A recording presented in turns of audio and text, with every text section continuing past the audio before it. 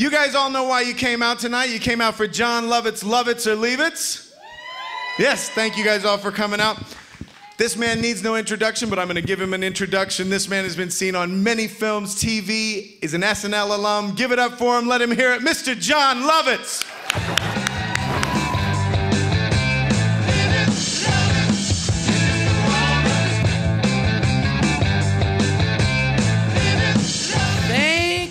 Thank you for coming to the club. We're live right now on Ustream, so we're literally broadcasting all over the world and intergalactically. So this show is being seen by trillions. Anyway, it's the Lovitz Or Leavitz Vodcast, and I have a very special guest. Please welcome Mayim Bialik.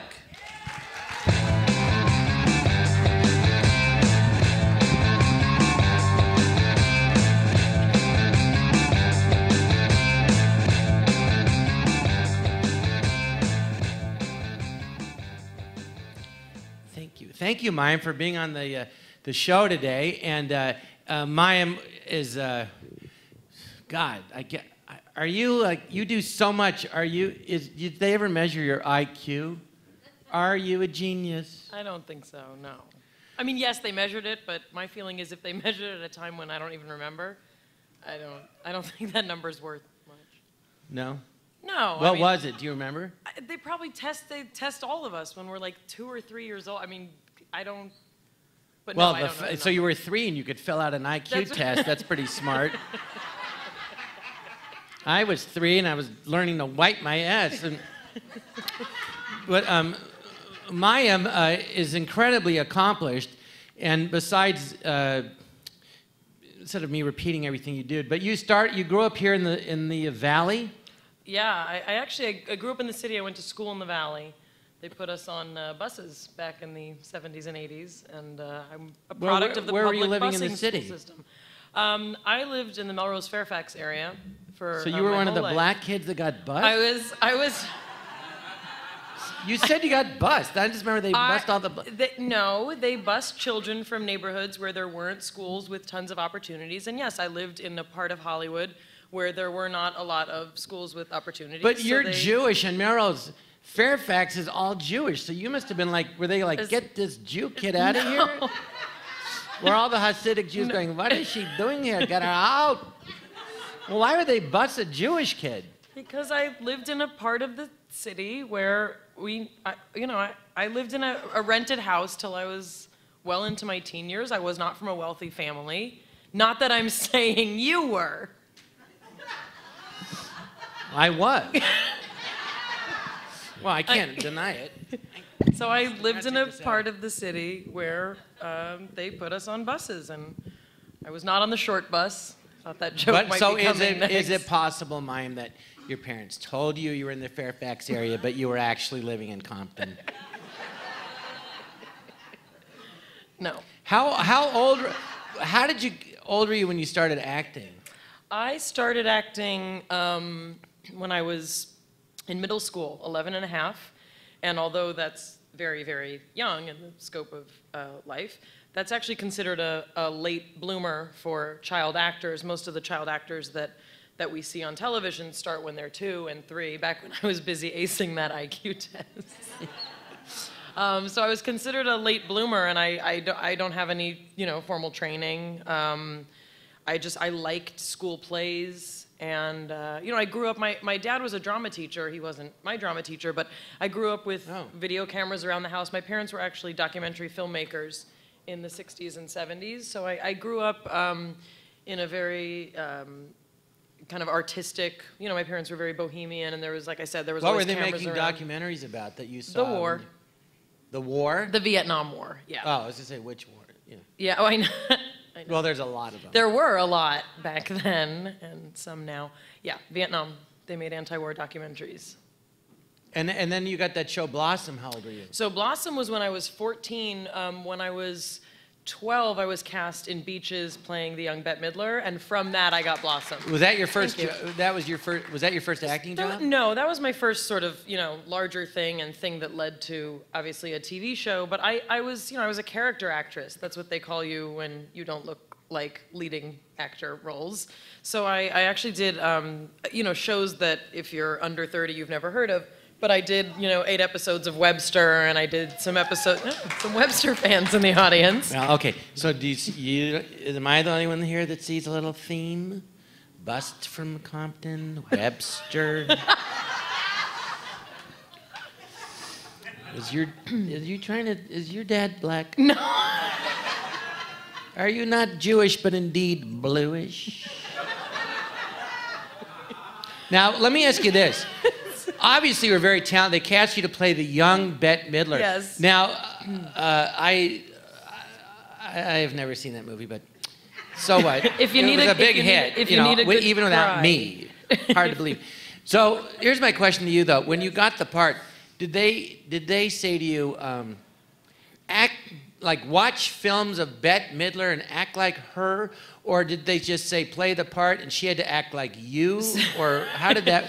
No, I mean, honestly, like I said, I'm not a trained actor.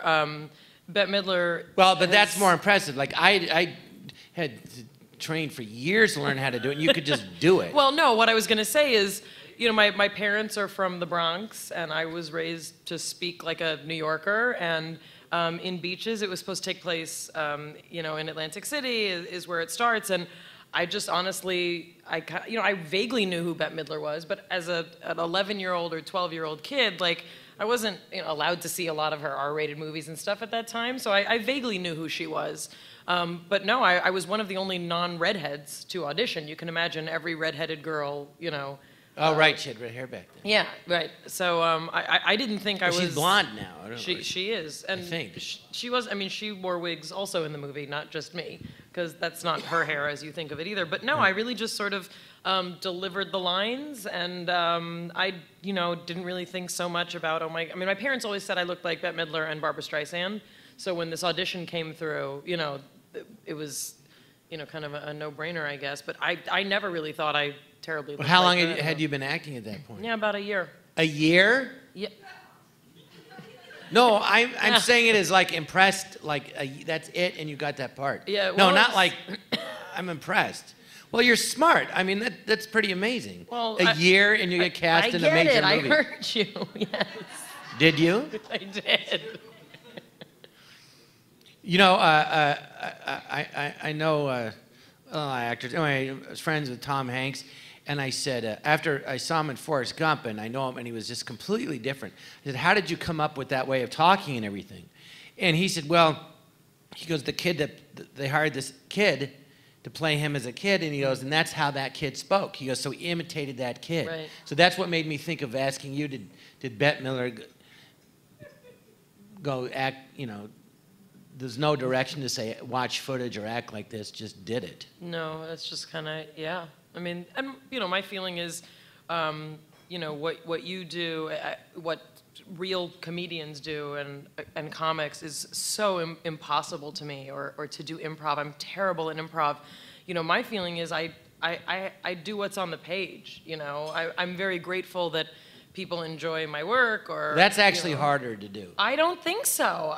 To me, I'm saying the lines on the piece of paper, and even with Big Bang, yeah, there's facial expressions and there's things that you can add, but Oh, to you're me, talking about the your words show. are there. What? I thought you were talking about something else. You said even with Big Bang. You have lines written during the Big Bang? Are you talking about your show or your private life? I'm talking about the show that I work on. It's a scripted television. Oh, the Big Bang Theory. Yeah, sorry. It's so popular in town, they shorten the, you know, Sorry, the title yeah. of every show. I don't know what that is. I could have called it TBBT. Yeah.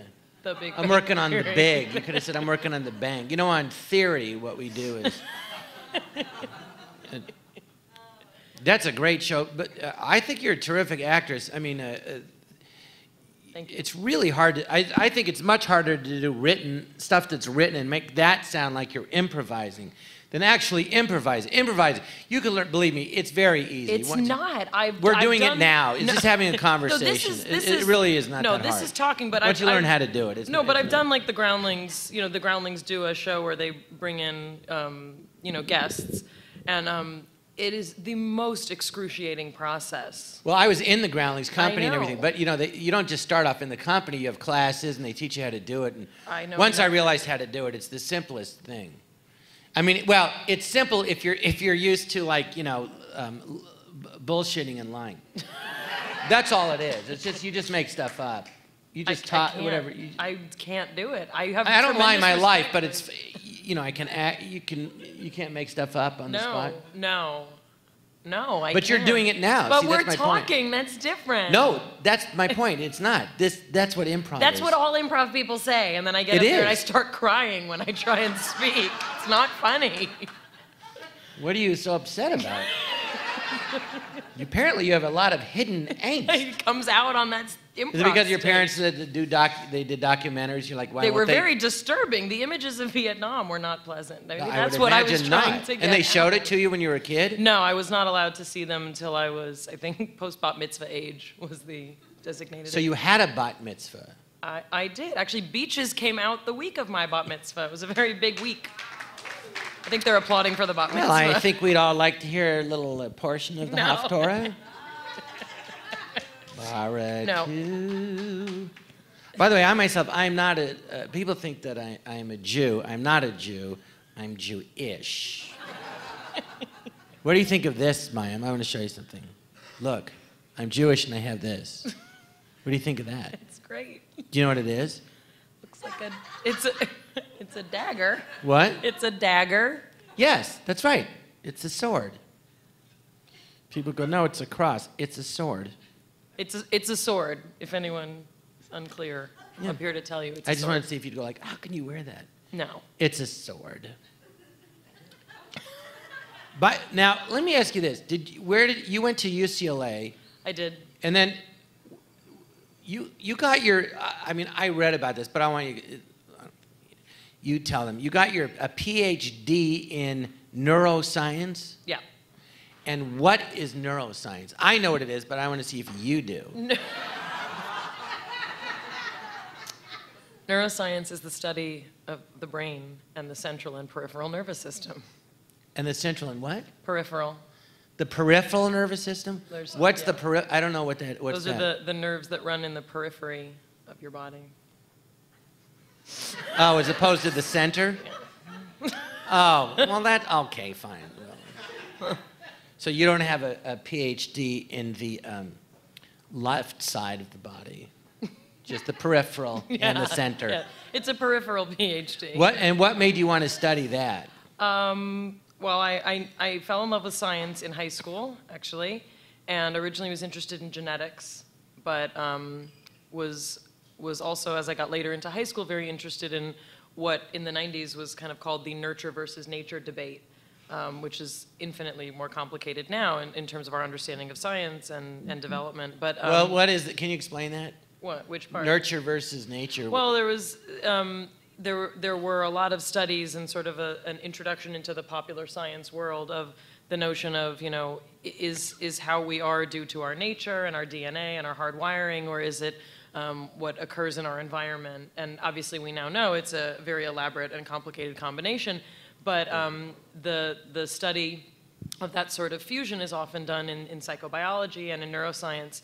And I really fell in love with the concept of the cells of the nervous system, the neuron, and there's a lot of electrophysiology that I really just I found a lot of what? Electrophysiology. What is electrophysiology? The electrical properties. Let's see if of the she neuron. knows. It's What is it? The electrical properties of the neuron. So all the cells in your brain and throughout the nervous system fire based on voltages, and these things excited me when I was starting at UCLA, and Correct. so that's why I studied neuroscience.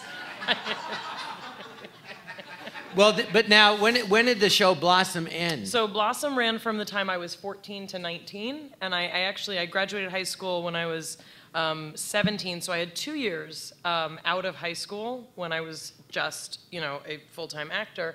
So when I started at UCLA, I was 19, and I did an undergraduate degree in neuroscience and Hebrew and Jewish studies, and then I went straight to a PhD program. So I was actually out of the public eye for a total of 12 years.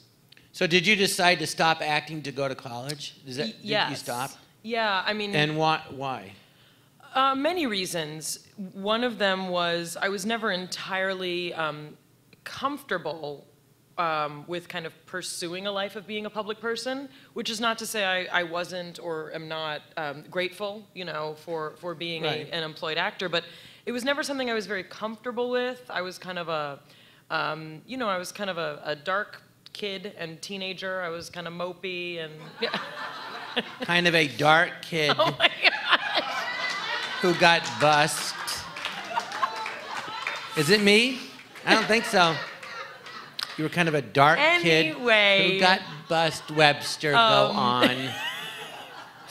And I had no idea, none, that Mayim Bialik is an African-American Jew. None.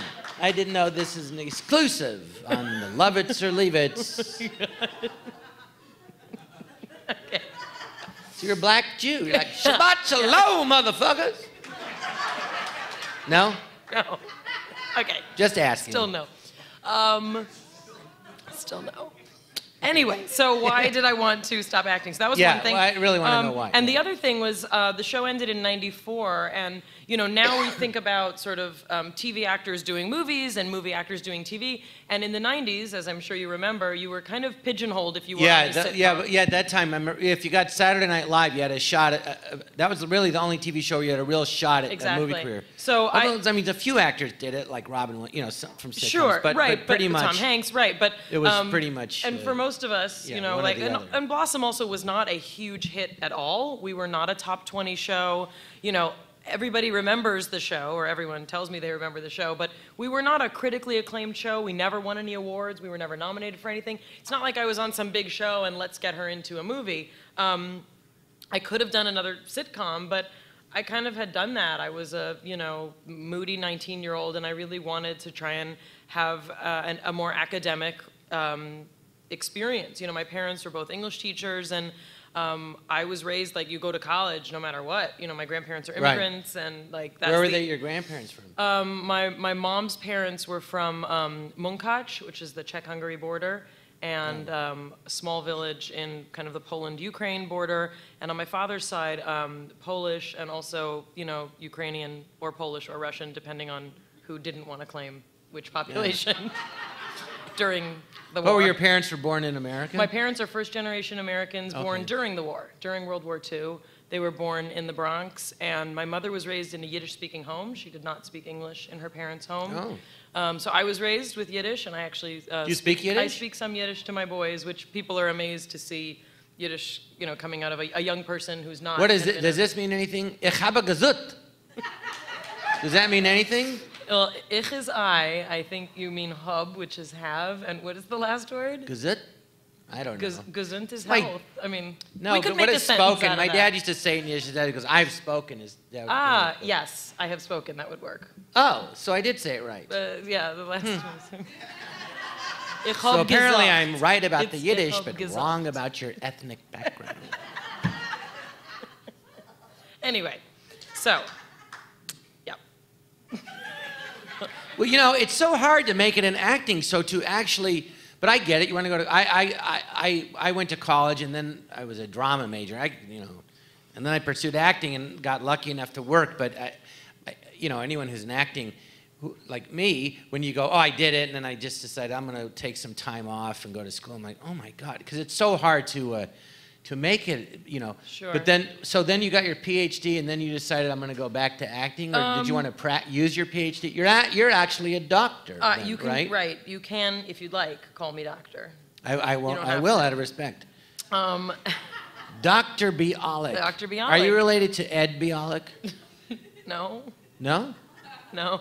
Okay. I don't know who that is. I just thought I'd ask. What about Sam Bialik? You related to I don't Sam? know any Sam Bialiks, no. What about like a Bialy?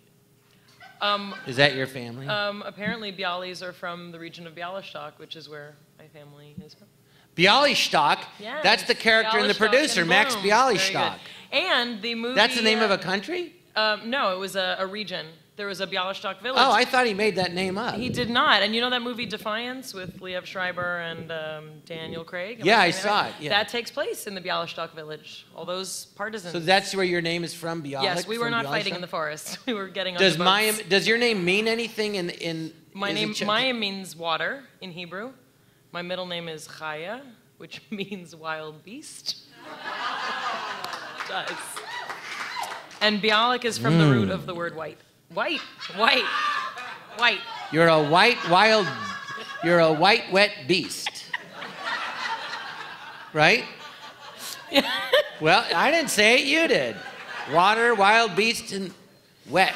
I was going to say moist, which many people at the table I was sitting at, many people don't like that word, moist. Moist. Moist. Are you moist now?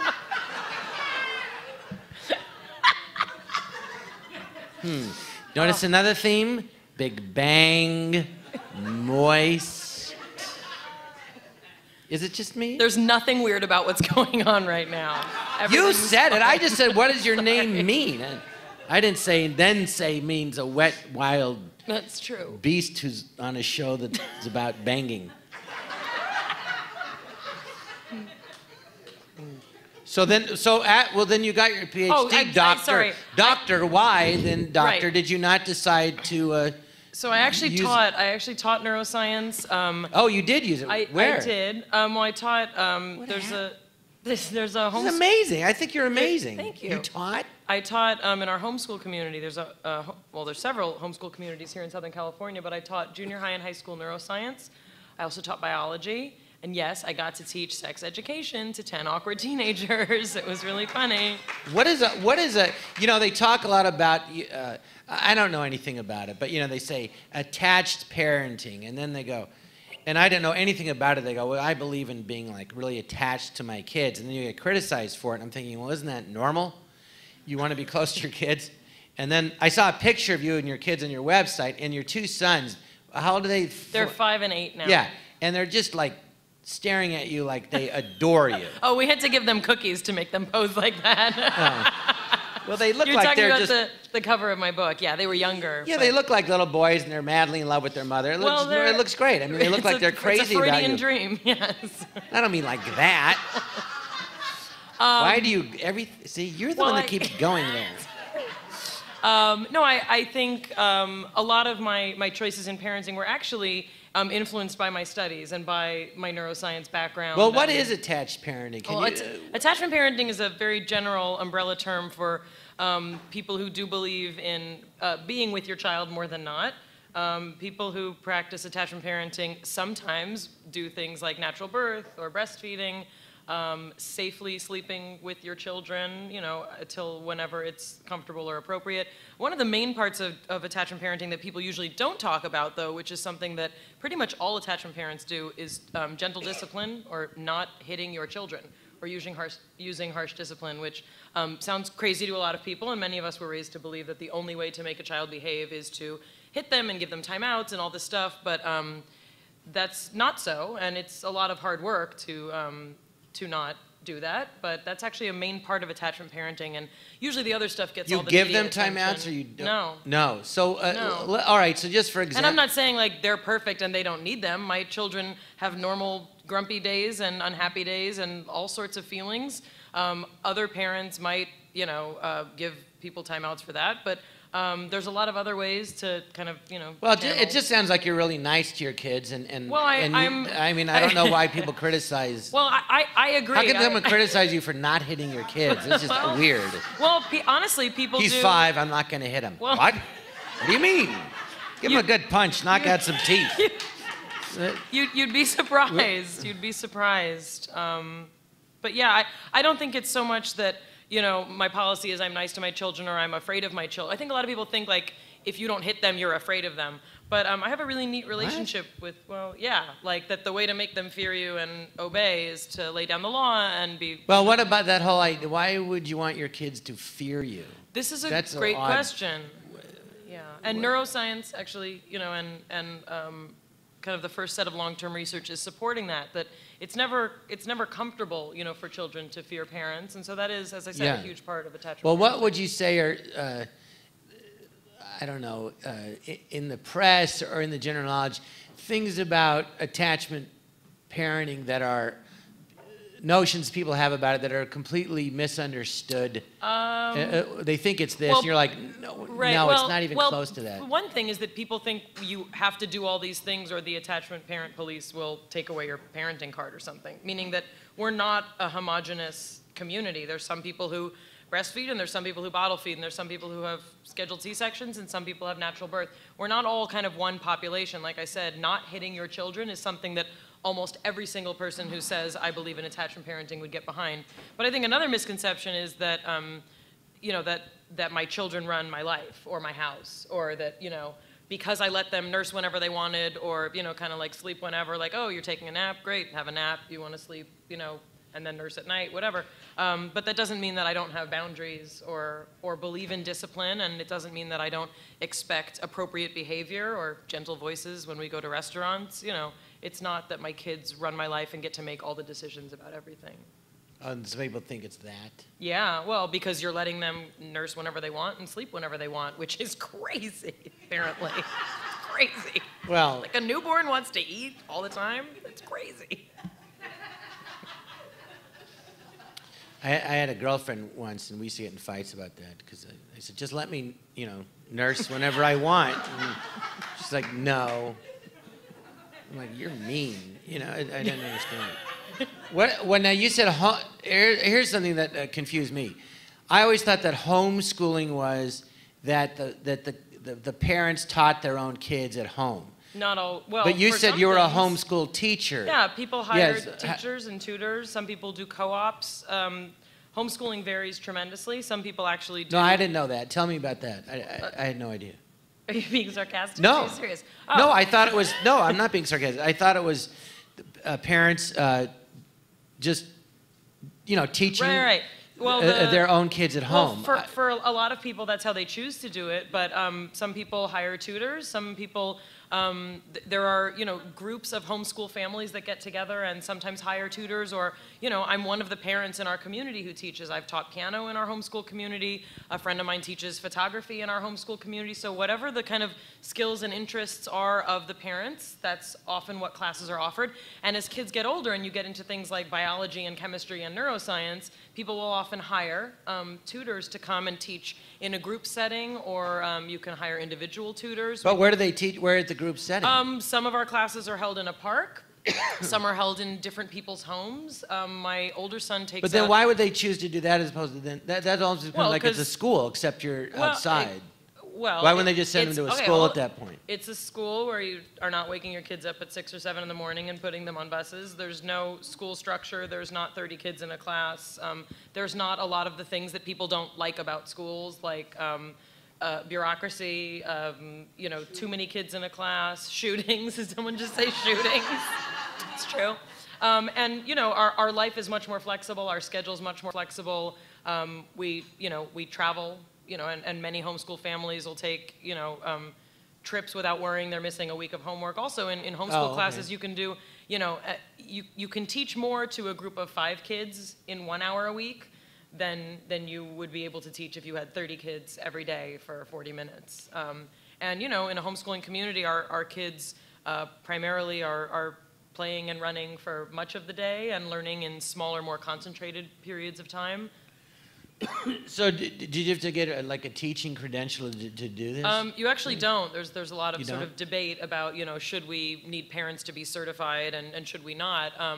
You know, many of the homeschool families that we know, you know, some parents have advanced degrees, some don't. My feeling is, you know, there's so many internet resources. There's so many, you know, many people use libraries. But what if you have, not you, but what if you have some parent and they're teaching your kid math and they just suck at math? They don't have a degree. Well, I'm not criticizing it. I'm asking, what, you know what I mean? Well, and I think do you have to check out the parent that's teaching your kid and go, well, do you really know math, or are you just trying to? Well, that's another reason that some families choose to homeschool is we have a lot of, you know, a lot of these things parents stay for the classes or kind of, you know, hang out.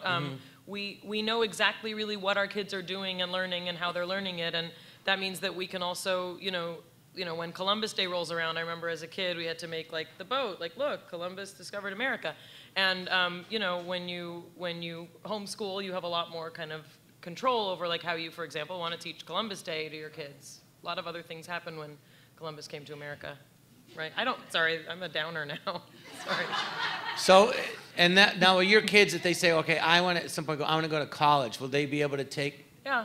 Will they have the idea is you can do they have to take a test? They'll have to take SATs, which, plenty of homeschool kids take SATs, go on to Ivy Leagues and large colleges and small ones. Many homeschool kids will actually start in community college when they're 14, 15, 16, taking a class here or there.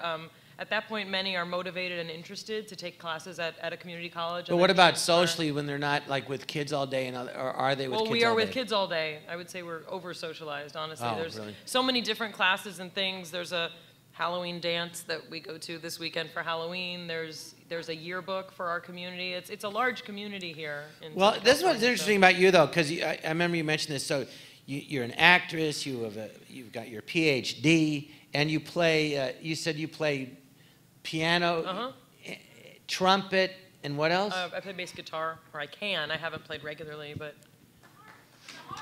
And I learned the harp for Big Bang. So Sorry, I learned the harp for The Big Bang Theory, the TV show that I am on. Well, finally, I understand what you're saying. I didn't know that clarity was an evil thing. Now, Mayim, how do you organize your time? Because, I don't know, if you've watched me on this stage, you will clearly see that I have ADD. Because after about 7 seconds, my brain just starts wandering. I can't help it. No, but does your neuroscience doctor explain ADD? Because it's not a fun thing to have. No, actually, my specialty is obsessive compulsive disorder, if you want to talk about. I mean, I'm not saying that you What's that about? No, I'm not saying I have it either. 1, 2, 3, 4, 5. What's it about? 1, 2, 3, 4, 5. Hello? Hello? Hello? Hello? Hello? Yeah, okay. Your specialty is obsessive compulsive disorder. Yep. Well, the floor is yours, doctor. Well, I think you were asking how I organize my time because you feel that you have... No, I'd like to... I'm horrible at it, yeah. And, well, also because you're... You may not think so, but to my mind, everything you've done is you're extremely accomplished. I mean, if you just did one of those things, if you were just an actress, a successful actress, it'd be something. If you just had your PhD in neuroscience, it would be something. If you just played 3 instruments and were a mother, it'd be something. But you're a mother and a teacher, and you play 3 instruments, and you have your PhD, and you're an actress. I mean, you do all these things. And you also write on a website. I write for Kveller.com, yep. Kveller.com? Kveller.com. Is that like a complaining Jew website? It's a complaining Jew or website. A bragging Jew. I'm kvelling. Today, yes, I kveled about my child's A.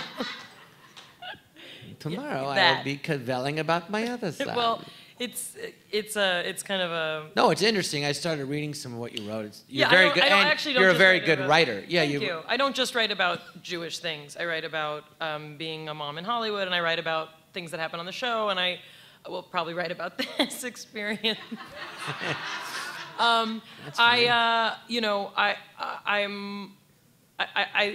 of an overachiever, I guess. I don't do things. Well, I don't think you're an overachiever. Well, I just think though that you mean I have more you're to go? able to. No, it's impressive. I'm saying I don't think you're an overachiever. I think you're someone who's very bright and has a lot of interest in different things and able to organize and excel at different things. I'm like, how are you able to do that? Because a lot of people aren't. They go, well, I don't have time, and yet you've done all these things. Well, so the first part is, I credit my parents and my crazy family because my parents were, really kind of Renaissance people. They were very artistic and, like I said, very bohemian, like super duper bohemian. Does that mean they were hippies? They were, yeah. I would say they were hippies, but they were also, kind of true artists. They weren't hippies well. asking their parents. They were for East money. Coast hippies, which was, I'm sure they did that too. Sorry, Mom and Dad. But what I was going to say is they placed a strong emphasis on me learning as much as I could, and meaning different subjects, doing different things, not being pigeonholed into one thing. You know, we didn't have a lot of money at all. They scraped together money to get a used piano, which is the piano that I still play, because they really wanted me to have, you know, the kind of things that they didn't have, you know, growing up in the 40s and the 50s in the Bronx. So I credit them with that. And in terms of like sort of how I get stuff done, you know, the truth is, I especially when my boys were little, I never placed a strong emphasis on getting tons of sleep for myself, meaning I would work when they were sleeping. I would get up early in the morning before they woke up. I would get stuff done then. So you were working on your PhD after your sons were born? I wrote my thesis literally while nursing my first child. Like him in my arm and typing with the other hand. Are you serious? I'm totally serious, and I took my doctoral hood. Wait a minute, wait a minute. Second. You're an actress. Just like reenact it. I want to see this. What? I didn't bring it up. You get mad at me. So you lay down.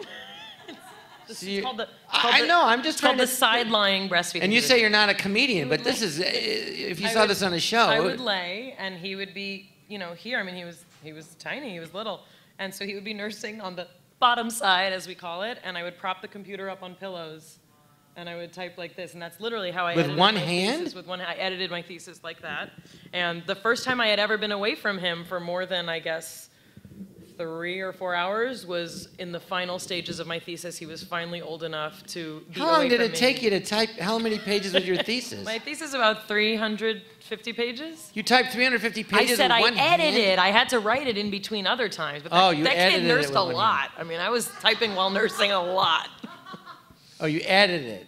But you still were typing with one hand while you were nursing with the other. Yes, and editing involves writing and typing. So that was, okay. So you couldn't have been, and you couldn't have been driving a car at the same time. No. Miss Lazy. I drive a stick shift, so I had no idea you were this lazy, Mayim Bialik. So anyway, wait, can I finish this point? Please. So the first point was I never placed a high emphasis on like sleeping a lot, which helped me get stuff done. And the other thing is I don't have a very active social life, and you can get a lot done if you don't go out much. It's true. Now, why don't you have when you say you don't have an active social life, you mean always? Or after your kids were... No, just, I guess always. I mean, like when I was in college, I studied. That's what I did. You know, that's what I wanted to do. I wanted to put all of my energy into that. And, you know, there's a lot of other things I like doing, but if you want to do them, you have to make time and something has to give. And I think that's one of the hardest adjustments when you become a new parent is you want things to stay the same, but they can't be. And I think part of, you know, a lot of sort of holistic parenting philosophy is you kind of have to surrender to all those changes, meaning you can't do the same things you did before when you have a child. So for me, the things that sort of had to go was, you know, more of the going out and the that sort of thing. And for me, it's a great investment to make for my kids, and it was great for me. I still was able to get a lot done in my life, but that's when I write. I don't have a nanny. I clean my own toilets. I've never used a babysitter. Yay, it's for the cleaning my own toilets, I know. I don't do a good job, but I do it myself. No, but it's not like I was having someone else care for my kids in those years. That was important to me to do that, but that means that then something has to give. See, let me ask you, because I got in a fight with an actress, and she said, she did well, and she said, well, I think parenting should be 50-50, and between my husband and I. So I expect him to work part-time while I do the support, you know, raise the kids and everything. And I said, well, I think if you're going to have a kid, you should, the husband should work in the beginning, and until they go to school, the mother should be... That's a very old-fashioned thing for you Yeah, to that's say. what she said. It's old-fashioned with them, I didn't say that's bad. It's just No, but I said I think the mother should be with them. Why? I said, because, well, someone has to work and make money, and then who's going to raise the kids, right? She goes, no, it should be 50-50. So then I said, really? Well, then if it's so equal, then why do they always give custody in a divorce? Why do they always give custody of the kids to the mother? And she said, because men are idiots. Okay. So then I said, well, then why do you want an idiot raising your child 50% of the time? Well, as I would. I don't think that's. I don't think it's old-fashioned. It's like, how could you?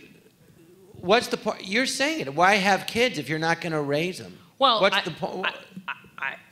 I could and she see goes, well, how that's you... my husband and I do. I said, well, you can. I said, but you can afford to do that because you work for, not you, this particular actress.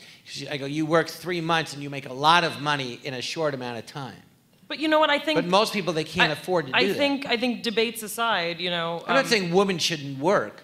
No, I'm saying, but when you have kids, you don't think you should be at home? No, but in the fact is, everybody gets to do it their own way, and I think that can be frustrating. And if you I don't get how you have time to do it and work on your show at the same time. Well, I wasn't working on my show when I had babies. But how do you do your show now? Do you bring your kids to work? No, they have a father.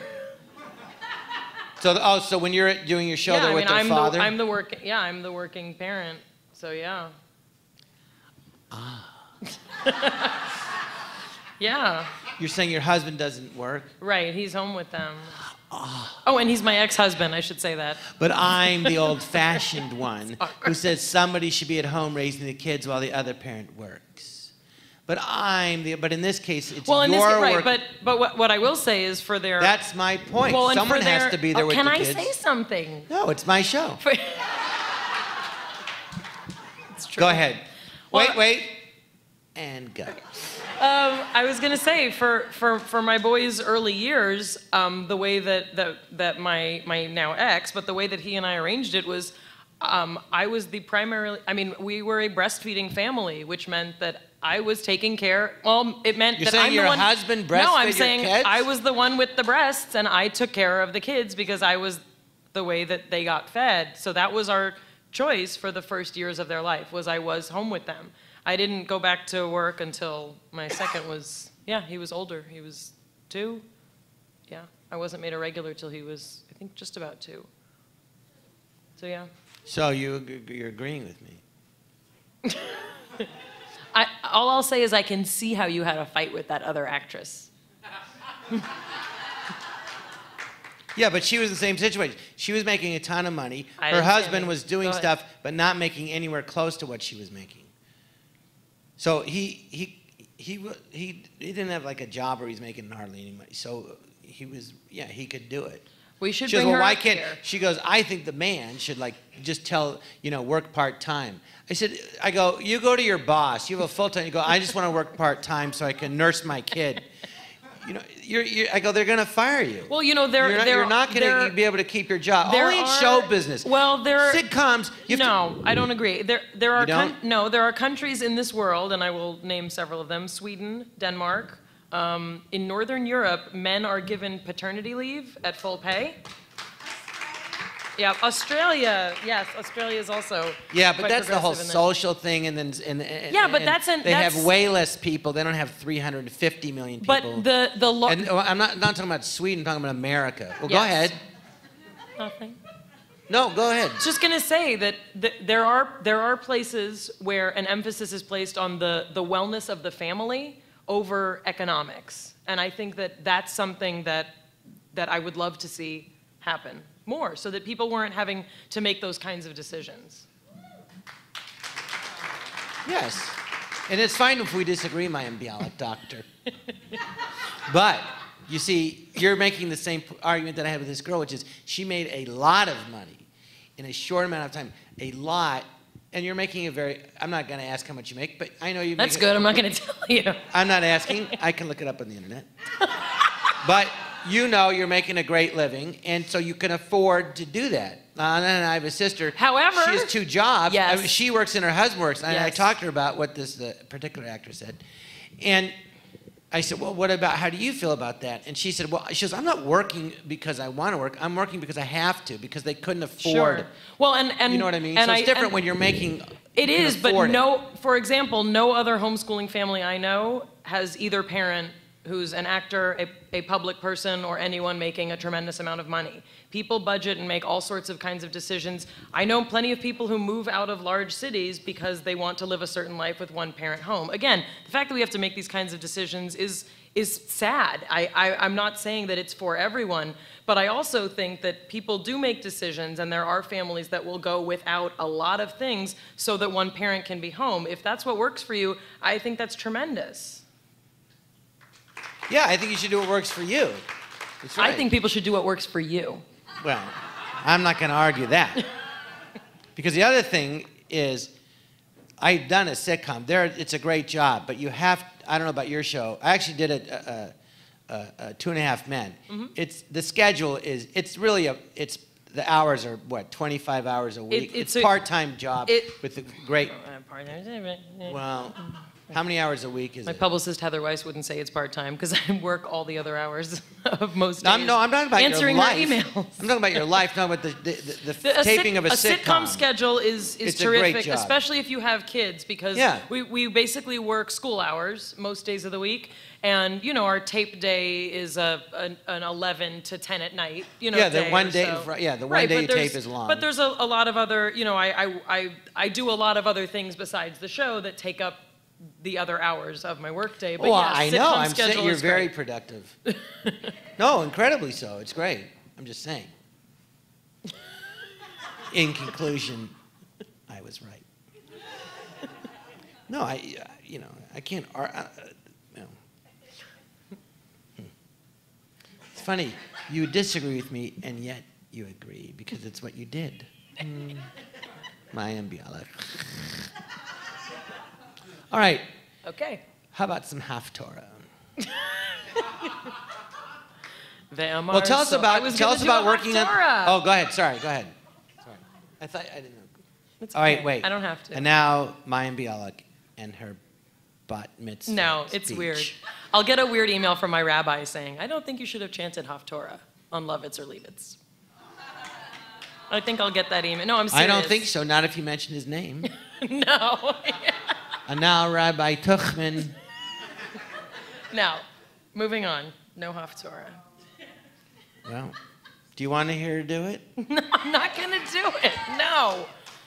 You heard all 1,000 people out there. By the way, if you're watching on the internet, our club holds 542 people. There's 1,000 people here right now, cramming the club. Mayim, how is it on? What year is your TV show? The Big Bang Theory is in its 7th season, but I was only brought on in the season finale of season 3, and then I was made a regular about halfway through season 4. So this is my 4th season. Oh, your 4th season. My 4th, but the And show's last year 7th. you were nominated for an Emmy. Last 2 years. The last 2 years? Oh, you've been nominated twice? Yes. I told her backstage, 2 nominations equals 1 win. Do you love doing that show? Is it? I do. I mean, you know, it's my job. So like any job, there's things I like. There's things I'm prickly about. You know, it's to be an employed actor is a tremendous blessing. To be an actor on a show that was successful without me having to be part of making it successful, meaning I was brought on when the show already had such tremendous support. It's a huge weight lifted off of me as an actor. Yeah. I love working with Jim Parsons in particular. He's a 3-time winner. He just won his 3rd. I love the stuff we get to do. I mean, we have a fun cast. You know, it's a big cast, which means there's a lot of different plots, and we're exploring a lot of different territory with different combinations of characters. The last couple years, sitcom schedule is great. We have amazing writers, and I love our writers. Our writers are a lot more like a group of academics than sitcom writers. Like if you met them, you'd think this is a group of nerds.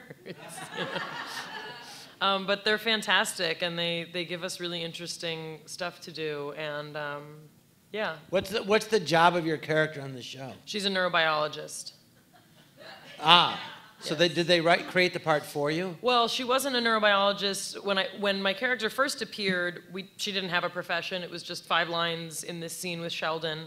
But when they brought me back, Bill Prady, our creator and executive producer, said we might as well make her what Mayim is. So. And then do you get to add lines and stuff? No. I mean. Or do you never think of Because you obviously would know more about it than they would. But a lot of our writers have science backgrounds or, can look things up on the internet. It's not, like they do that too. Sometimes there'll be stuff where they'll say like this, is this right? Is this the right part of the brain? Or if it's, I'll sometimes get weird emails from some of our writers like, we need a tumor that would cause this. Where would that tumor be? I can answer that. Well, we're going to take questions from the audience, but before we do, I had one more question for you, which was which I find interesting. Your PhD, your thesis was obsessive compulsive disorder in a population of individuals with Prader-Willi syndrome. That's a genetic syndrome of dysfunction of the hypothalamus. Prader-Willi syndrome. Prader-Willi syndrome. And how does it manifest itself in human Prader-Willi syndrome is the leading cause of genetic obesity. Individuals have very distinctive facial features and very distinctive fat deposits, and they're large. And there's also dysfunction in the hypothalamus. You don't have Prader-Willi syndrome. And the hypothalamus is in the brain. It's like in the middle. It's like the size of 4 peas, and it attaches to like the pituitary gland, and it secretes hormones like oxytocin and vasopressin, which also happen to be the hormones of human attachment, of birth and breastfeeding, but they have a lot of roles in eating behaviors and sort of, like I said, general attachment to other people. So don't people say, oh, I'm heavy because of my thyroid, and you go, no, it's your hypothalamus. No, well, it could be either. There's different things. The hypothalamus regulates a certain aspect of certain kinds of what we call feeding behaviors. When they're in rats, you call it feeding behaviors. Most of the research is rats, but thyroid absolutely can alter your metabolism, and so yes, you will also have issues like that with thyroid, and if it's underactive. Did your thesis? Did your teachers did they ever read somebody's thesis and they say, "Oh my God, this is a whole new way of looking at this, and it's true," and then they publish it in a scientific magazine, and and doctors use it? Did that happen? Sometimes that happens. I mean, most of research, is piece by piece by piece. My thesis was what's called a pilot study, which means we would need a much larger sample of individuals. Prader-Willi syndrome is about 1 in 15,000. It's not that easy to find a lot of patients and subjects with Prader-Willi, so my sample size was pretty small. So it's is what's there known a cure as a pilot for study. No, I mean it's a genetic syndrome like Down syndrome, where there's an alteration in chromosome 15. But there are ways to treat some of the symptoms so that individuals can live a functional, happy life, hopefully in their homes and not in group homes, which is what happens with a lot of individuals with Prader-Willi. And if you chose not to continue, let's depress them more. With if you chose other not to, sad but I'm just curious, if you chose not to continue your acting, Mm-hmm. and you said, I want to use my PhD to, as a work, as a job and a living, what would you be? I would have doing? probably been a research professor. I love teaching, and both my parents are teachers with a combined almost 70 years of public school teaching. My parents.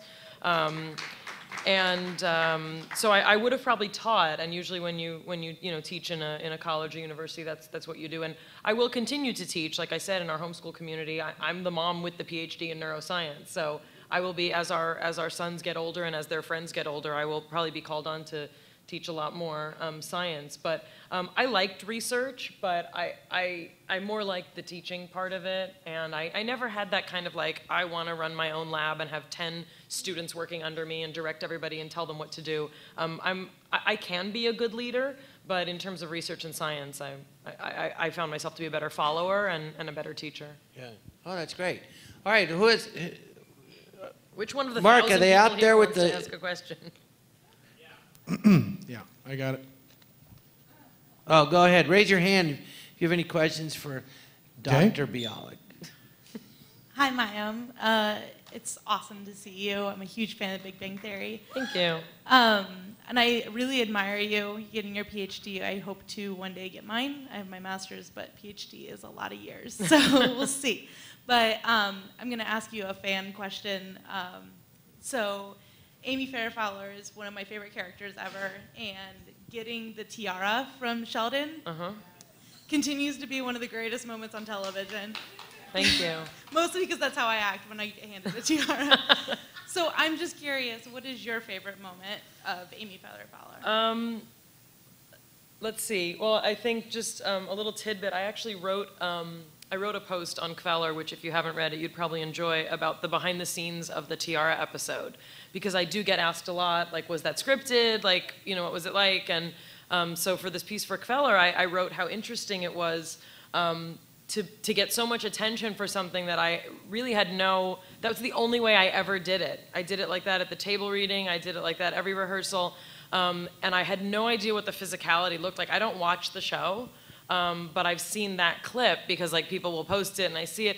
And it was so interesting, you know, as a performer to have an internal process of what's going on and then to see a visual that was so exciting to people, the way I sort of collapsed. And, you know, there was like there's a whole process in an actor's head, right? But to see that physicalness was really very funny. You know, the moments I have with Jim Parsons, I think he and I both enjoyed tremendously. There was an episode where we first cuddled, and that was one of my favorites. I think also what's interesting is we film in front of a live audience, which is something that not a lot of people know, and especially when you look at kind of Emmy nominations, we're one of the only classic sitcoms that has been nominated in the last couple years. And for me and Jim, you know, the audience is really a participant in creating our scenes. So a lot of times things won't work all week, or like the writers can't decide, should they hug like this, should they hug like that? And then when we get the audience in front of us, same with the spanking episode. That was an episode where the audience really makes it come alive because it's a whole different set of timing when you're dealing with a live audience. Your pacing, your breathing, your reactions, everything gets so different in front of an audience. The Valentine's episode we did last year was really sweet, where Amy picks just the right thing for him and he picks just the right thing for her. A lot of those tender moments, also because Jim and I are so close and we work very hard and very similarly to create those moments. So those are some of my favorites. But how do you say you don't think you're funny, but you're on a comedy show, and I've seen you and you're really funny. So and you're talking about, you know, you're talking like a comedian. You have timing. Right. You got to time the laughs off the audience as a live audience. You got Right. all the things you're talking about are comedy acting, which is, you know, you do it real, but you're making people laugh. So Right. how do you think you're not funny? To me, scripted is so, you know, scripted is weak. That's what my therapist always asked me. Like, why don't I think more of myself? Why don't you? I think it's scripted to me is so much different, you know, than, like I said, than what you do, or what I've tried to do at Groundlings when I start crying on stage. Anyway. Well, I do stand-up, and I've done TV shows, and Saturday Night Live, everything was written. Yeah. You're just trying to make it look like you're improvising, but I mean, you're a comedian. I mean, I don't know. You've been nominated twice for a comedy show. How do you... Oh. I'm a fraud. Yes. All right, who has another question? Okay. I think you're a great comedic actress. I don't know what you're talking about. That's You've very done nice. 2 sitcoms. Oh, I know. Lord Jesus. Jim Parsons just, I think he has an MFA. He doesn't have an advanced science degree, but I think he has an MFA. So you're smarter than I Jim. didn't say that. No, I said it. No. I think you are. That guy asked a question out of turn. Nobody was upset about that? Okay. Nah. He didn't even have a mic. He I'm just not a control shouted freak. it. Quiet. Quiet. Question. Sorry. Stop. I'm not a control freak. Go. First of all, both of you are legends in Australia. Second of all,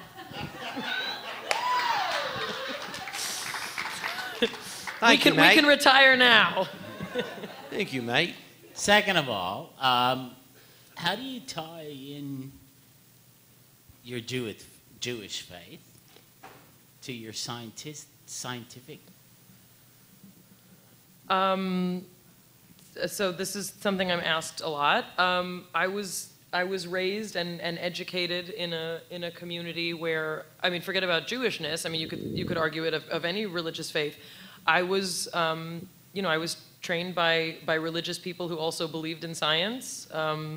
The notion that faith and science are incompatible has never been true, especially in Orthodox Judaism, which is where people think the most conflict would come. I mean, in any religion, there's people who believe that the earth was created in 7 days, literally like it says in, what's it called in English? Genesis? Genesis? Is that the first? I'm sorry, I was going to say it in Hebrew. Nobody needs that.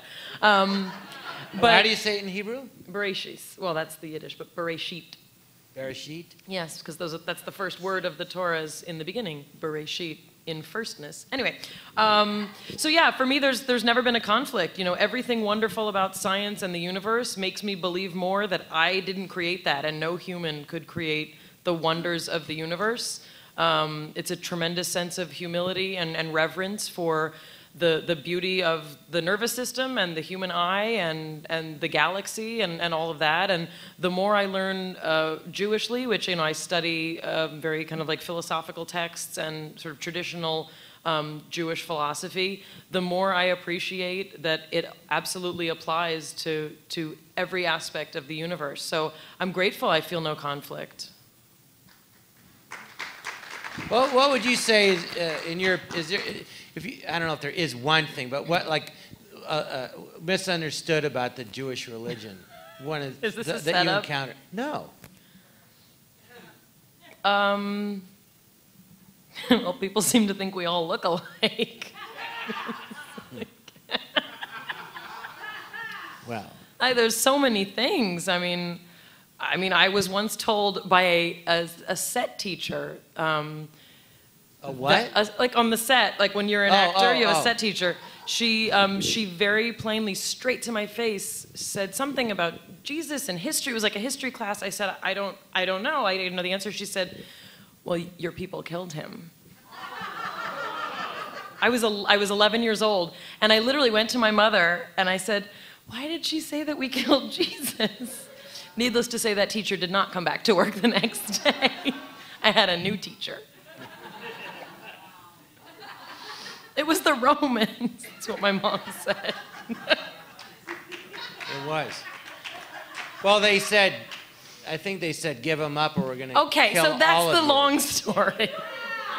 That wasn't Anyway. that long. No, it's true. Jesus, somebody wants to take over the show. I think we should take another question. I was just curious. Are you guys, are you ready? I am ready, yes. Okay, big fan of both of yours. Thank you. This is a stupid question, but when you shoot the scenes with the monkey smoking, Yep. how is that done? The monkey is not holding a real cigarette. The monkey's holding a fake, cigarette, prop cigarette, and the smoke is added in I don't know what it's called, CGI, post. It's added in post. Yeah, yeah. I'm trying to think other effects we've had. Yeah, there was an episode with.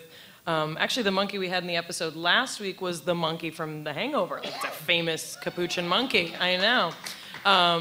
So yeah, that was added in post. We don't make monkey smoke on our show. We make them wear sweatpants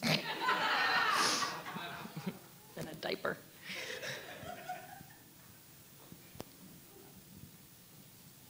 Can't see. Anyone else? Raise your hand. How was it growing up black and Jewish? Well, I got nothing. See, there should be a great answer from a great comedian. no. Listen. Let's pretend. You pretend you're me, and someone asks that question. What's the answer? So we'll say it again. I was Go ahead. How was it growing up black and Jewish? delightful. Oh, Don't deny. Got a question over here. I did. I tell you, growing up, I wanted to be a baseball player from when I was like 7 to 15. And Willie Mays was my idol. But I didn't want to be a baseball player. I wanted to be a black baseball player. And I think it wasn't literally till I was 15 that I went, shit. I can't be a black baseball player. And I was very disappointed. oh, there's a question over Kids here. ready for one? Okay. What made you go back to acting after Blossom? What made me? You mean after I got my degree, like later? Yes. Yeah. So, true story. I was running out of health insurance as a graduate student. So after I got my PhD, you get like COBRA insurance. They insure you for like a year after. And at that point, I was planning on being a research professor. I had my second son just after I got my PhD. And honestly, I figured, I haven't ever acted as an adult. And I mean, this is a true story. I figured if I can just get a job here or there to get SAG insurance because it's good health insurance. I mean, I had two young kids. No, it's the thing. I would want the government insurance. Right. No, true. SAG insurance, lucky. It is the best it's good insurance of any insurance. It doesn't cover orthodontic. I learned that the hard way. But anyway, so I started auditioning. I started auditioning. A manager took me on when I was pregnant with my second son. And I started auditioning after he was kind of old enough to leave for 20 minutes. And I figured maybe I can work here and there. Just to get insurance was the plan. I was still teaching. I taught with my second son strapped to my chest. I taught all through those years after getting my degree. Talk about multitasking. Yeah, no kidding. Was he nursing while you were Sometimes teaching? Sometimes he was. He was? But it was all the... I was making a joke, but I thought maybe. Yeah, well, all the kids in the classes that I was teaching at that time, all those kids were the children of the Leche League leaders, and they were all used to seeing babies nurse anyway. But anyway. What'd you say? Wait. If I can edit a thesis while breastfeeding, term? I can teach La Leche League. La Leche League? La Leche League. Isn't leche Spanish for milk? It is. Why do you look confused? I don't know. I didn't know that. La Leche League is an international Mexicans organization. were big on breastfeeding. Started a whole league of it. There's a quote to lift. So what do you like? You go like, it. there's a Mexican breastfeeding league? No, it's called the Leche League. You don't want to play soccer, but there's this other league. La Leche. I hadn't thought of that. Like soccer league. The Leche Mexicans. League. Anyway, did I answer your question before being interrupted? Yes? Pretty good. I needed health insurance. And I'm sorry. I didn't mean to Bang interrupt came you along. on my show. It's okay. The Big Bang audition came along. I did like an episode of Bones. I did a couple episodes of Till Death. I was made over on What Not to Wear. Yeah. They're laughing with me, right? Wait, how long were you back in acting before you got the Big Bang Theory? I'm trying to think. So Fred was about a year. About a year. It's unbelievably quick. I mean, I feel you very. got a year, it's and then you're the right. lead on Blossom. Then you go, I'll go back for a year. It's the hardest thing to get acting work. It's crazy hard. It's crazy. And the fact that you did it again within a year, especially after being a child actress, because you get typecast, and it's really tough. Really, because they have this whole preconceived notion about you. Well, she was a kid, she acted. Right. I mean, there's all this stuff. That's amazing. Well, and I think, you should be president or something. I'm serious. It's like you can do anything. What can't you do? What can't you do, Mayim Bialik? What? What can't you do? There's a lot of things I can't do. What have you tried to do and you failed? Improv. I'm horrible and it makes me cry. You're doing it now. No, I'm not. You are. All right, we have a question right here. Yes. In the center. Yes. All right. Makes you cry. It does. Yes. So the seven of you guys have such good chemistry on the show. My question is, what do you guys do outside of the show to kind of enhance that, or is there anything? Well, we spend a lot of time together, so, I mean, if you think about it, even though it's so few hours that we sitcom actors spend, we spend most of our time, kind of with each other. Is it 40 hours a week? No. Is it 35? I don't know. I haven't. I did a sitcom. It was 25 hours a week. Maybe they didn't want you for the other hour. And you're not an improv actress. That was improv. Can I answer her question? Yeah, I'll just say, this is Monday. You show up at 11. They have read-through from 11:30 to 12, and then you go home. Sometimes we do light rehearsal. It's a great job. I'm just saying it's the easiest job I ever had of a job. Please answer his question already. Her. Sometimes we do things together, like sometimes we do socialize together, sometimes we do charity stuff together. Most of our chemistry is from work and all the time in between work. But, I gave Jim Parsons got an award last Friday night, and he asked me to be the one giving him and Todd the award. So that was really special. We do enjoy spending time together. We do sometimes, we'll have dinners together, or we'll go out. When I went to Paris this summer, Jim and Todd and I hung out both nights that we were all there. So we actually do things, and I see Jim and Todd when I go to New York. Melissa Rausch and I, we talk and we text. So, just like in any group of 7 people, there's different kinds of relationships. Johnny Galecki the other day, Johnny Galecki, who was on Blossom, actually, he and I are the same age, and he had a guest spot on Blossom, so we've known each other since we're kids. And the other day he texted me a picture of myself when I was 12 years old on The Facts of Life, and I don't know where he got this picture or why he was surfing the internet, and all it said was nice trumpet, because I'm holding a trumpet. So sometimes you'll get funny texts from us. Johnny Galecki, that's right. My first kiss on television, or my first kiss was on television with Johnny Galecki. And then Stephen Dorff, that was a more substantial kiss on Blossom. Yep. What about, are you Simon Helberg?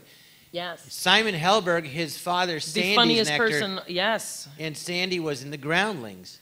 Yes. And before I was, he was in the group with Paul Rubens and Phil Hartman and everybody, and he was great, Sandy. And is Simon good at improv? Simon is, so, when people say, like, who's the funniest person on your cast, Simon and Melissa Rauch, in terms of, like, improv, riffing, you know, their ability to sort of, you know, tell a story and make it, you know, into comedy gold. It's Simon and Melissa. I say that I'm Simon's biggest fan. I think he's kind of creeped out by how much I love him. He's so amazing. He is such a talented actor.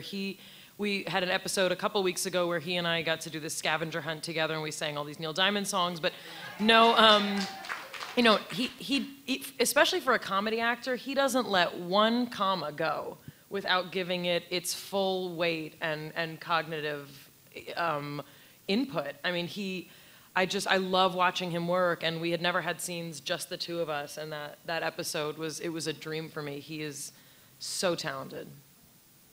Yeah.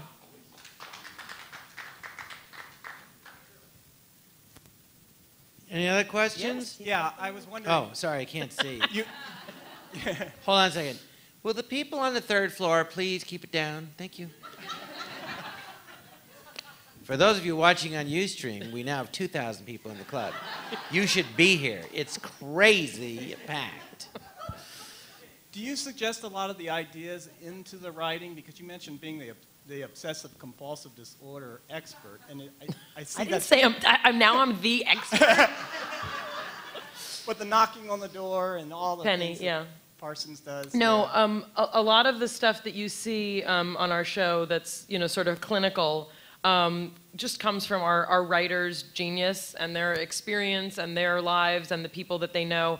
Bill Prady, who created the show with Chuck Lorre, you know, Bill Prady was very famously he was a computer programmer, and he wanted to write this show about all the, like, you know, interesting people that he interacted with. But no, there's plenty of stuff, you know, so many people are on the spectrum, and we can now talk about the spectrum where it didn't exist before. But I think what's neat about our show is that, you know, we don't talk diagnoses, we don't talk treatment, we don't talk needing people to change. We have a group of people who are all what would be considered kind of spectrum-y, but they have lives and jobs, and they date and they don't date. You know, I mean, it's a really interesting What group. does that mean, spectrum-y? I don't know what that So means. the autism spectrum is sort of a, you know, again, a general term for a range of people who range from anything like Asperger's to, you know, more severe autism, but that everywhere in between there's a spectrum of variation in social interaction and what some would call deficit or deficiency.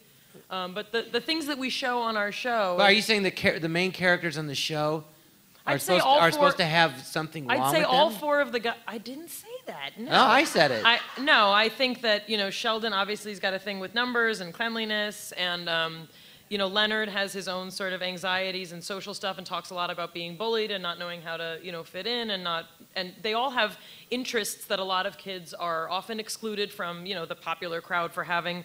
You know, the Kuthar character, couldn't speak to women without being intoxicated until last year. But these are, and Wolowitz, these are all characters that, you know, we knew kids like them. Some of us were kids like them, you know, and I think it's kind of neat. I think that's when people say, like, why is your show so popular?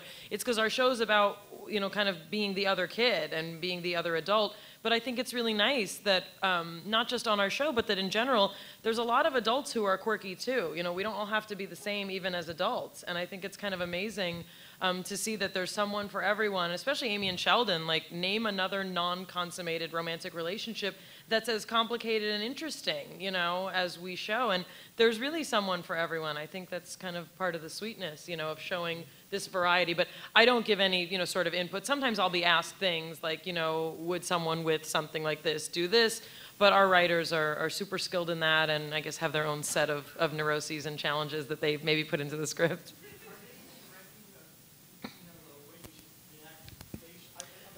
Facial expressions for all of you. Can you give him the mic so we can hear him? They just gave it. You had said you just read from the page, but it seems like your personality, like you conveyed tonight, a lot of it's in the show. Sure. And Parsons with his facial expressions, it's just unbelievable. Yeah, that stuff's not scripted. That stuff is, you know, obviously our writers know us, but, you know, I'm often told by writers who write specific jokes or scripts, they'll come up to me and say, like, I had no idea you could do that, you know, with my words. And that's special, but that's about, you know, knowing your character and knowing your character well. You know, for character actors like many of us are, you know, it's a lot about the space in between, you know, in between those lines. But yeah, a lot of that is not, I mean, most of that is not scripted. Now, I'm not saying, because I know you're going to go, hey, I'm not saying you're anything like your character on that show. Well, a little bit. But do you find that the writers, do the writers interact with you and then put stuff that happens during the week with you or parts of your personality the more they get to know you and make that part of the character? Sometimes, you know, when I was on Blossom, Don Rio, who created that show, he loved to spend time with me and Joey and Jenna, you know, the young people on the show, to kind of get a feel for like how we talked and what we did and what our lives were like. On what was that? Keep talking, or are we done? Keep talking? Okay. But on Can you see it still? Oh, the light, like a bunch of lights went out. Oh, sorry, go ahead. Okay, that's fine. But no, on Big Bang, I think most of it is the writers know the characters so well, and it's kind of parts of all of our writers get placed into each of our characters, so. So parts of everybody and you. Yeah, I mean, that's kind of that's the relationship between writer, you know, and performer is, you know, we're part of their, like, you know, we're like their kids, right? They're putting us out there for 22 minutes a week, but it's their words, it's their vision of where these characters are going. Got a question over here. Okay, this is for both of you guys. How many on-set romances have you guys had? 50. Improv. It's not hard. Just say a number. None? Is that an option? None. Okay, Kaylee Cuoco and I are an item. No. Pictures. Pictures. No, I haven't had any. I haven't had any either. But you know what? The night is still young. Well, here's a better question. If you could have an on-set romance, now that you're available, who would you want to have an on-set romance as yourself or in character with one of the other actors? I know what you're thinking. No, I don't have Prader-Willi syndrome. We had Bob Newhart on the show last week. He's pretty awesome. I think Amy would go for him. It's like the weirdest thing I've ever said. Well, it wasn't exactly a normal question. Yep. All right, I have a question. Yes. My question is, you said you were on that episode of What Not to Wear? Yes. Okay, as a comedian, I proposed to my wife on the OWN network, and it never aired. But was doing that reality show way more anxiety-filled and pain in the butt than anything else you've ever done? It's interesting, you know. I've been asked to do other kind of reality stuff, and I've really shied away from it. It doesn't, you know, kind of like you were talking about when you were up here. Like that stuff doesn't make sense to me. I don't watch that stuff. I don't watch TV, and a lot of it is reality, and I don't get that stuff. But to constantly have a camera in your face, because What Not to Wear, you saw an hour, I think they whittled it down to. I did, you know, talk about hard work. it was like 14 to 16-hour days Yeah. for 5 days with a camera in your face, and I had a 9-month-old exclusively breastfeeding child with me. So, and also, like, after I would nurse him down, put him to sleep at like 10 at night, then you have to like film your video blog. I'm like, I'm done with cameras. It's a very different kind of experience. Thank you for your answer. I appreciate it. You're welcome. Anybody? Oh, wait, okay. Sorry, I'm very slow.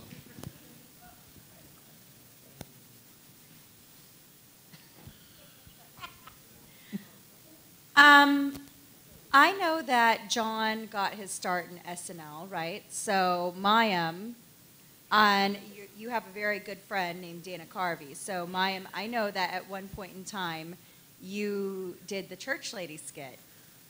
That's right. Can you tell us some more about Yeah. that? So. Oh, you hosted SNL? No, I did not host SNL, but so I was on Conan with Dana, I guess last year, and we actually got to talk a little bit about this. But when I was on Webster, remember we started this whole thing? We were talking about Webster. I did 8 episodes of Webster as this super uptight, nerdy, crazy character named Frida, and at the time I based it on the church lady, and that to me that was like the quintessential. I mean, I was raised on your comedy and on that generation of SNL. Like that's what we would sneak up and stay up late to watch. And I based this character on the church lady because it was this really exaggerated kind of crazy. So when people have like asked me about Amy Farrah Fowler and where I got her, a huge part of that is honestly a repeat of sort of the way I play, female nerdy character. Yeah, it's church lady stuff.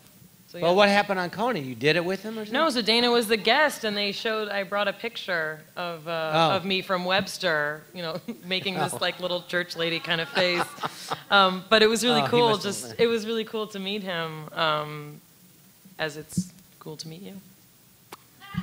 Well. Pretty cool. Thank you.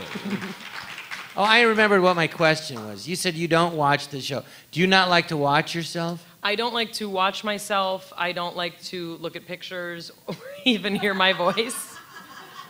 I think I sound like B. Arthur. But why don't you? I do. A little bit. I know a lot of actors say they don't like to watch themselves. I can't I actually love watching myself. No, I admit it. Well, for 2 reasons, but one is I can't, like if I'm in a movie, I just watch it, I go, I can't believe I'm in a movie. I can't believe I'm up there. It's still shocking to me. Right. But also, I remember what I was trying to do in the scene, so I want to see if I did it. Right, but and that's for me how I learn to get better. And for me, I'm a very detail-oriented kind of performer. It really bothers me when timing changes because of editing, or if they take out lines, or if things that I thought were working are cut. That really messes with the internal rhythm I have of how that scene was supposed to go. That you're a comedian. Sorry.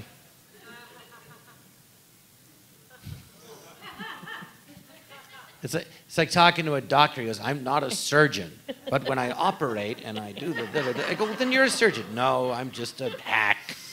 Or when I do a heart transplant, what I like to do. You're a comedian. I get everything you're saying. Believe me, because I don't really know anything except being funny. Well, I play the piano and I sing, but I'm saying, so you're talking like a comedian. I mean, that's why I understand what you're saying. Otherwise, we're having a moment. The whole spectrum and the I don't know what you're talking about. And everything I say, what does that mean? What is that? I don't know. I didn't use a lot of jargon. No, I'm saying I don't know. Well, I don't have a PhD in that. I don't know what you're. Okay. But I do know comedy. You're a comedian. Jeez, let's talk about that. Why do you think you're not a comedian? And yet you've done 2 sitcoms. You've been nominated twice for comedy acting. I have a very specific concern about my lack of improv skills. Well, that's just one aspect of it. Clearly not. I am just evidence of that. I turn it into a drama, crying. Yeah, but you could just say you're improvising. Yeah, I'm improvising being totally freaking out, crying. I can tell you, folks, it's much harder acting to take something that's written, and then you have to, it's like CSI. That's how I look at it. Is you go, here's the conversation that was overheard. Then you have to work backward. You have to fill everything in so that it looks like you're just talking off the top of your head and making it up on the spot. And comedy acting, you're an excellent comedy actress. It's really hard to do. In fact, I haven't seen your show a lot, but I did see the show. What was the one when I think you had the flu? You were supposed to be spanking that's episode, the spanking yeah. one. Yeah, I saw that, and you were didn't really win me an Emmy last year. That's what that was. But you were That was really my submission. that's when you got nominated That for. was that's the oh, one, that's yeah. the one I saw. You were hilarious, and your Thank you. timing was great, and it was hard to do. It was like perfect. You were great. So I don't. Anyway, I don't. We disagree in that too. We do. Well, I think it's subjective. You can't say like this kind of acting is harder than that kind, or this kind of. I mean, it depends on your personal skills and your background and your training and all those things. I've had training in all of it. I think that's what I'm saying. I was in the groundlings. I actually made it through the school and into the main company. I know who you are. Well, no, It's like a no, big but I'm deal. saying You're John Lovitz. I'm saying I've done it, and I learned how to do all of it. I'm saying, and I'm saying even though you say you can't do it, I'm saying the scripted is much harder. Once you realize what it was, you go, oh, that. What is it? You're in improv. You Like just never say- say no. Answer a question with a question. Don't No, that cry. doesn't matter. No, you can cry. You can change your emotions. The main thing in improv is all you do is you don't even try to be funny. You just say whatever pops into your head. It's like I You could that's cry what you have to thinking learn to do. You about just it. It's say it. terrible. No. Because if you're thinking about what you're going to say while the other person's talking, You're you're going to not listening. say anything and start It's called crying. writing. I've done it. I know. You don't. You just whatever they say. There's no wrong answer. Nothing you say is wrong. Maybe that you just weren't taught it right. I wasn't taught it at all. This is. Oh well, hello. Thank you. Trust me. If you get if you get a PhD in neuroscience with an emphasis on obsessive compulsive disorder and the Prader-Willi syndrome, I'm sure someone says to you, do you know what time it is? You can go 10. That never came up either time I did the Groundlings show. No one ever said, what time is it? Oh. It's always like, your name's Bobby Sue and you live in Texas. Go. Like, How you doing? I'm Bobby Sue. What's up? I have Prader-Willi syndrome. Help. So fucking easy. You just go. I'm not even trying to be funny. Give me something else. Go. I just say whatever pops in my head. If I stop and think about it, I'll get nervous and I can't do it. What? Right ho! Your fiery breath gets a mint, you son of a bitch bastard! Off with your head! Next. You're a Jewish actress that believes in attachment Oh. parenting. Mr. Laurie, can we rehearse later? Can't you see he's nursing? Oi, my breasts are killing me. I was born a man, I haven't had this much milk in years. Let's do one about lactating. Oh, Just say what pops in your head. I see that. Well, something must go into your mind. Fear. But then that's what you say. That's what you do. I'm afraid and I'm crying. Well, you don't learn how to do it. That's why you're probably afraid. I should maybe take a Groundlings class. I'll just say to Chuck Lorre, I shouldn't be here. I'm going to give back my nominations. I want to go to the Groundlings No, it has school. nothing to do with it. That's what I'm saying. Written is completely different. Oh, I was than totally improv. serious. Maybe I should. No, no, you're great on the show. Thanks. That's what I'm saying. Okay. It's much harder what you do than improv. It's your subjective opinion.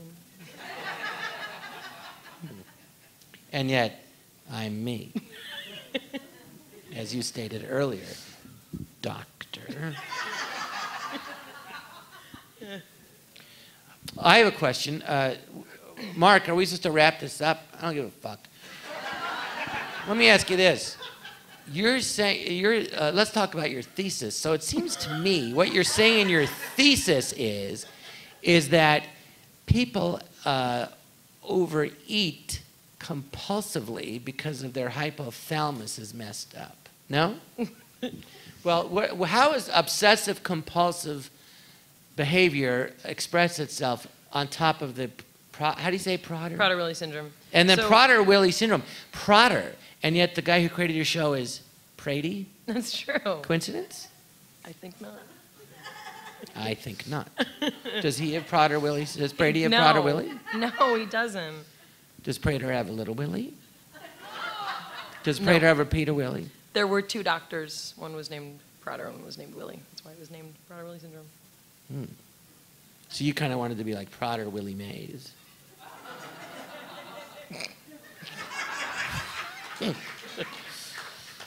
Well, why do people overeat? Well, there's a lot of different reasons that people overeat. There are 2 nuclei in the hypothalamus that play a role in eating. Ventromedial and lateral. What role? Why are you shy? I just you don't know.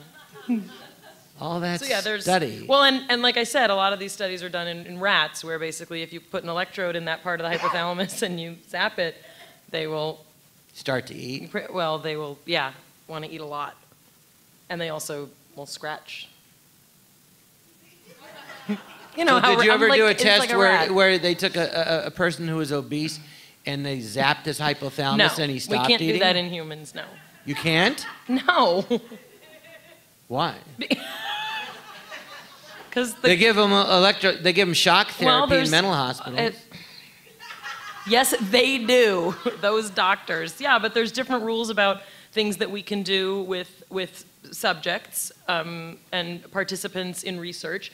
Zapping them is not one choice, as you said. They would let you do it if it would work. I bet you $1 million. Well, this is a great question. You don't know if something works until you try. Did they try it on the rats? They've done a lot of things to rats. Well, they zapped the rat. They've zapped rats, As if but the like as I said, animals there's have other no reasons feelings. there's other regions of your brain and and body that contribute also to eating. It's not like one thing. There's in the brain. It's not like there's one. There's rarely kind of one region that does one thing and only one thing without interaction in other regions. There's some exceptions to that, but Dr. Bialik. yes.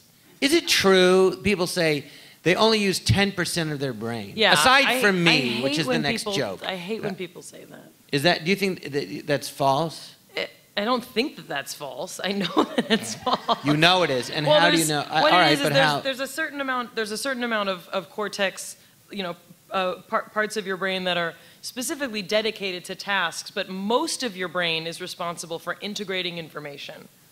So when you think, when you see, when you smell, when you taste, when you're dreaming, all these things, many parts of your brain are working and interacting. So it's not that only certain parts of your brain, work. It's that most of your brain is responsible for a lot of things, and a lot of input has to be given throughout your brain. Has the study of the brain helped you as a performer, Dr. Bialik?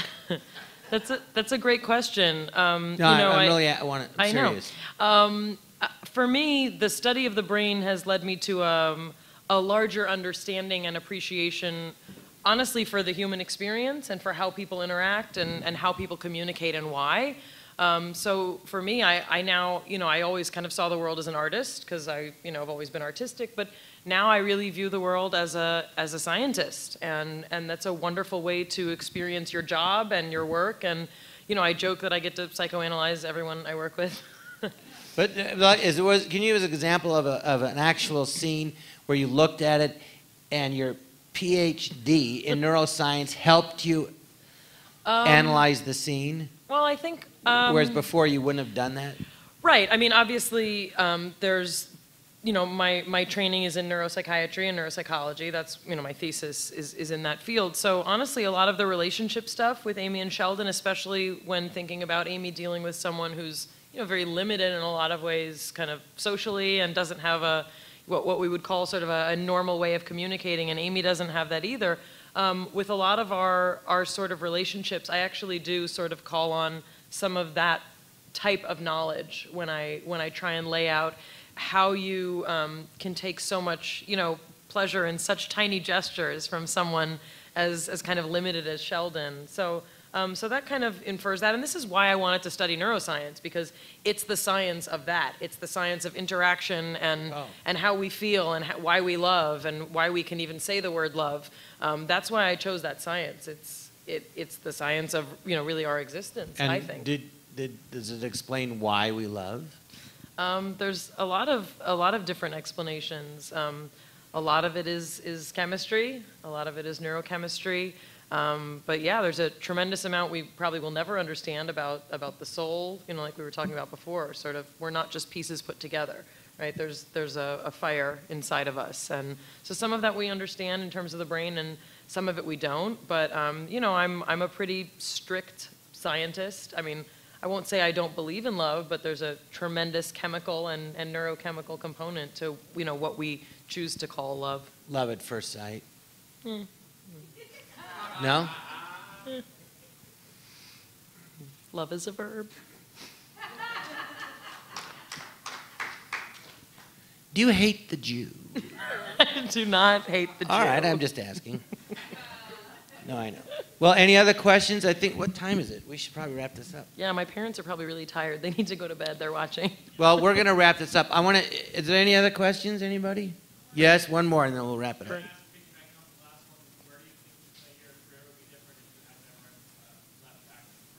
Wow. He said, where do you think your career would be different if you... I know you heard him saying. Yeah. For the Ustream. Where do you think your career would be different if you had never left acting? I have no idea. I mean, I probably would have ended up doing another sitcom, because that's kind of what was, being offered. There was not any possibility for starting a lucrative movie career. I used to get offered to do theater a lot, which I think the schedule would kill me. I don't think I would have wanted that. But I'm assuming I would have, done another sitcom, ended up in rehab 3 times. I don't know. Did you have a substance abuse? No. Problem? I did not. No. Oh. I do not. So you were I would not, could improvising not. a joke. I was improvising a joke, as comedians do. Bravo. Well. I said that with my B. Arthur voice. Perhaps you learned something. Yes. Is there anything you'd like to say before we go to the audience? No, I've been I might as well embarrass you. I've been a tremendous fan of you since I'm a very young girl, and it's a real honor to be here. Well, I'm honored to be speaking to such a bright, intelligent young woman as accomplished as you. Mayim, thank you so much for doing this. I'm John Lovitz. This is Lovitz Or Leavitz, and we'll have a big announcement soon. We're going to be... Mark, should I say it now? Anyway, up on the second floor, you can see we have our podcast, or Vodcast studio. It's like a TV studio in that small building. And anyway, we're going to be starting a campaign on fundanything.com because I want to, I've invited people, if she wants Mayim to do a show, different people. We put a lot of money into the Vodcast and the club, but to do more, we need more. And do special DVDs like Brian... Riley, who was great, opened the show, present him with some other new comics. He's been doing stand-up for years and try to give people that break. And anyway, we'll be doing it on fundanything.com/JLo will be the website. But November 1st will be our launch date. But anyway, look for it. Anyway, thank you so much for coming to the club. If you've LA Park, please make sure you get your ticket validated. I'm John Lovitz. Let's have a hand for Mayim Bialik. Thank you. See you later. All right, ladies and gentlemen, thank you guys for coming out to support live comedy and live podcasts. Give it up one more time for John and Mayim. And give it up for Brett Riley as well. Brett Riley. As John said, if you guys got your validation tickets, get them stamped on the way out. Pick up a calendar on your way out, or check us out at www.thejohnlovitzcomedyclub.com. Drive safe.